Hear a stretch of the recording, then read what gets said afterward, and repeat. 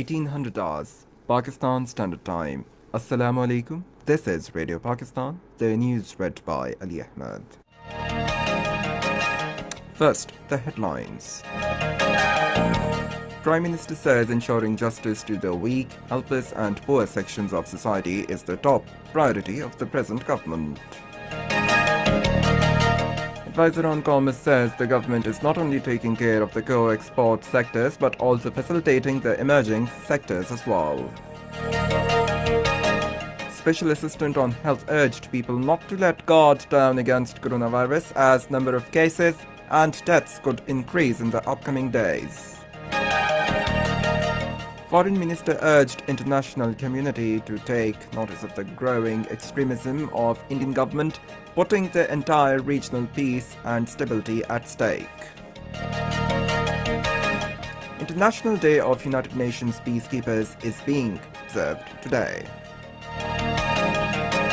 In occupied Kashmir, India is using rape and molestation of women as a weapon of war to suppress the Kashmiris' struggle for securing their inalienable right to self-determination. And now, the news in detail. Prime Minister Imran Khan says ensuring justice to the weak, helpless and poor sections of society is the top priority of the government. He was addressing a review meeting of the legal reforms made under current government to facilitate and provide justice to the people in Islamabad today. The Prime Minister said eliminating the loopholes in the current justice system and ensuring easy, economical and speedy access to justice for people is a key component of the PTI's manifesto. The Prime Minister directed to draw a roadmap for reforms in jails and criminal justice system, change in police station culture, registration of cases and investigation. He also constituted a committee and directed it to work on timelines to move ahead with the legal reform process as per expectations of the people. Advisor to the Prime Minister on Commerce and Investment Abdul Razak Daud says in upcoming budget industry would see major policy initiatives including technology upgradation and tariff rationalization encouraging domestic and international investment. He was chairing a meeting of the Ministry of Commerce's think tank on COVID-19 through video link today. The advisor said COVID-19 has brought a change in the world and has badly affected the economy. He underscored that the situation is also an opportunity to reshape the business models. Abdul Razak Daud said the present government is not only taking care of the core export sectors but it is also facilitating the emerging sectors as well. Special Assistant on National Health Services Dr. Zafar Mirza has urged people not to let their guard down against coronavirus as the number of cases and deaths could increase in the country in the upcoming days. Giving media briefing in Islamabad, he said situation regarding availability of ventilators and beds across the country is under control. The Special Assistant said 18 to 20% of total number of ventilators are in use at the moment. He said National Command and Operations Center is closely watching the situation and will adopt strategy according in consultation with various stakeholders. Dr. Zafar Mirza said people could not grasp the situation regarding lockdown, said a new instruction guide has been issued for the people who die of COVID-19 virus. Minister for Planning and Development Asad Umar has directed provinces to share their latest COVID-19 combating efforts and information about the pandemic in their respective areas in resource management to facilitate people. He was chairing a meeting at National Command and Operations Center in Islamabad today to review the COVID-19 situation. Asad Umar said the RMS is effectively providing latest information regarding COVID-19 to 4 provinces including Azad, Jammu and Kashmir and Gilgit-Baltistan. He said RMS also provides latest information about the availability of beds, ventilators and other facilities in hospitals. 2,636 new coronavirus cases have surfaced in the country over the last 24 hours, taking the tally to 64,028.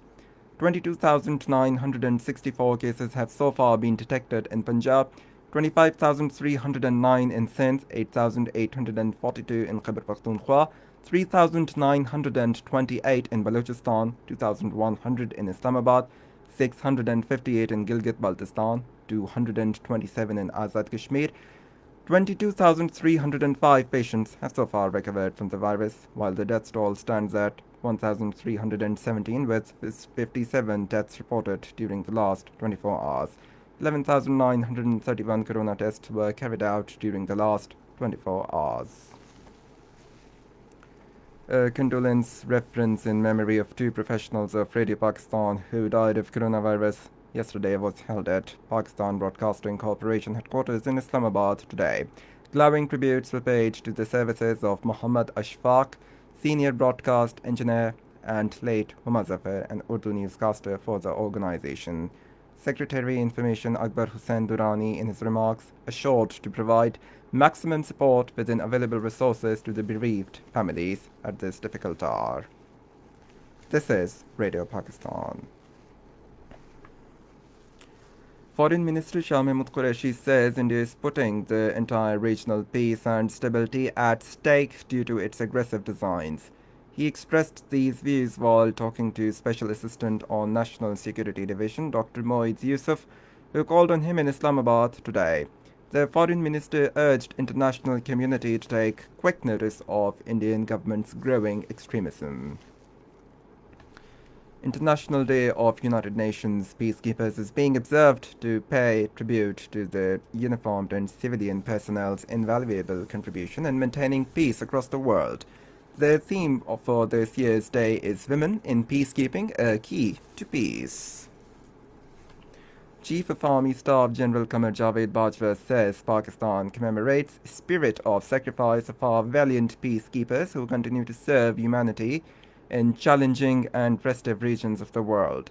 His message in connection with International Day of United Nations Peacekeepers, he said sense of purpose and commitment of Pakistan towards global peace under United Nations Charter remains unflinching. The Army Chief said, "Together, let us continue to wage peace, defeat the pandemic, and build a better future."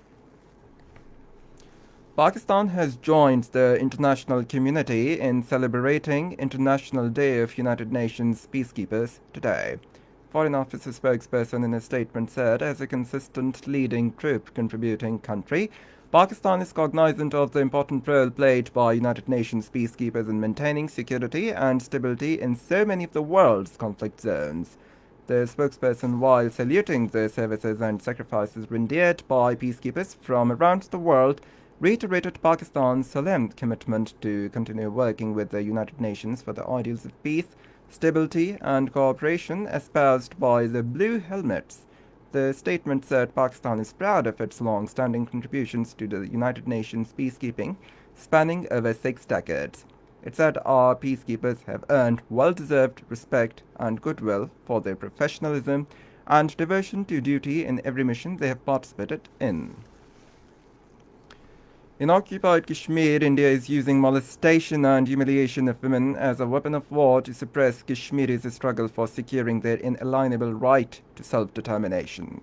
An analytical report issued by Research Section of Kashmir Media Service today in connection with the completion of 11 years to the gory incident of Shipanya double rape and murder said that women are the worst victims of Indian state terrorism in occupied Kashmir.